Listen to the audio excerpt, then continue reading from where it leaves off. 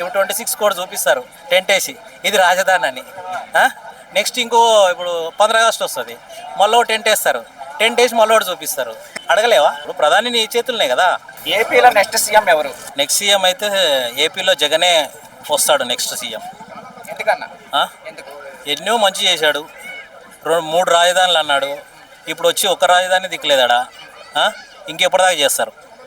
మరి ఏం చేస్తున్నారు? ఇప్పుడు వచ్చి సంవత్సరం పైన అవుతుంది, ఏం చేస్తున్నారు? పథకాలు ఏమి ఇస్తున్నారు? పథకాలు కాదు, ముందు రాజధాని ఏది అని డిక్లరేషన్ ఇంకా రాలేదు కదా. సంవత్సరం అయింది, ఏం చేస్తున్నారు మరి? మేము రాగానే చేస్తాం 100 రోజులు అన్నారు, మరి ఏది మీద సంవత్సరం అయింది, ఇంకేది 100 రోజుల పాలన ఏది మరి? ఎందుకు అమరావతిని డిక్లరేషన్ ఇవ్వట్లేదు?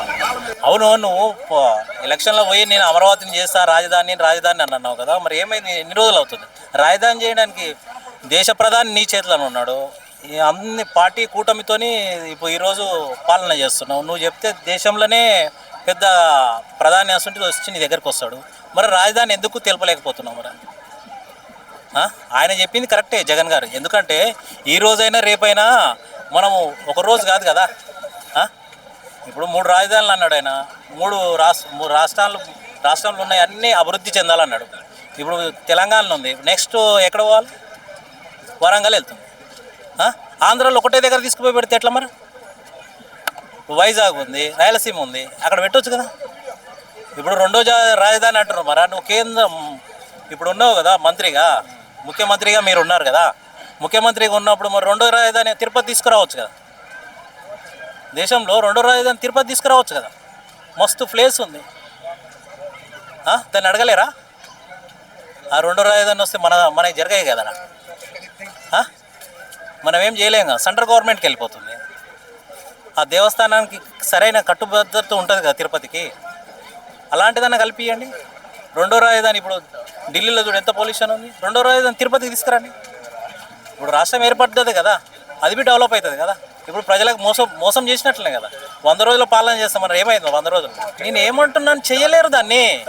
జగన్ గారు చెప్పింది కరెక్టే, తప్పు కాదు. 3 రాజధానులన్నా కరెక్ట్ అయినా నీకు అంత ఓపు లేనప్పుడు మరి ఢిల్లీలో ఉన్న రాజధాని సెకండ్ రాజధాని లెంగుతున్నారు కదా, తిరుపతి ప్రకటించి మన ప్రధాని మోడీతోని అది బి చేయలేకపోతున్నావా?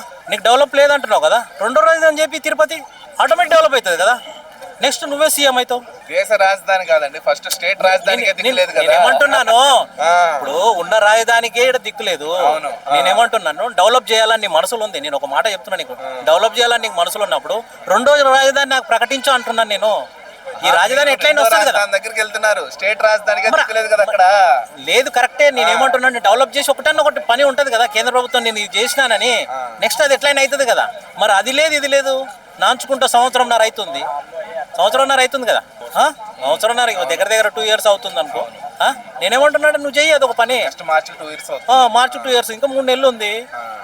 3 నెలలు ఉంది, మరి నువ్వేం చేస్తున్నావు? మరి ఏం చేయాలనుకుంటున్నావు? రేపు 26 జనవరికి ఏదో అమరావతిలో టెంట్లు వేసి చూపించడానికా? రేపు 26 జనవరికి టెంట్లు వేసి నేను అమరావతి అని వేరే వాళ్ళు పెట్టుబడులు వచ్చి 10 కోట్లు 12 కోట్లకు 20 కోట్లకు కొనడానికేనా? ఏం లేదు, టెంట్లు ఎక్కడ పడితే అక్కడ టెంట్లు వేసి ఇప్పుడు 26 కూడా చూపిస్తారు టెంట్ వేసి ఇది రాజధాని అని. నెక్స్ట్ ఇంకో ఇప్పుడు 15 ఆగస్టు వస్తుంది, మళ్ళీ టెంట్ వేస్తారు, టెంట్ వేసి మళ్ళీ చూపిస్తారు. పాలన ఏం లేదా, టెంట్లు వేసి చూపించుడు పాలనలు తప్ప. నేనేమంటున్నా అంటే, మనకు రాజధాని లేదు, ప్రజలకు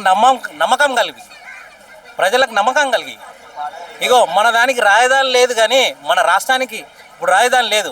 నేను కేంద్ర ప్రభుత్వం రాజధాని నేను తీసుకొచ్చిన తిరుపతిలో అని చెప్పి చూపియు, నమ్మకం పడతారు కదా. అప్పుడు ఎట్లా ఆటోమేటిక్ అయిపోతుంది కదా అమరావతి.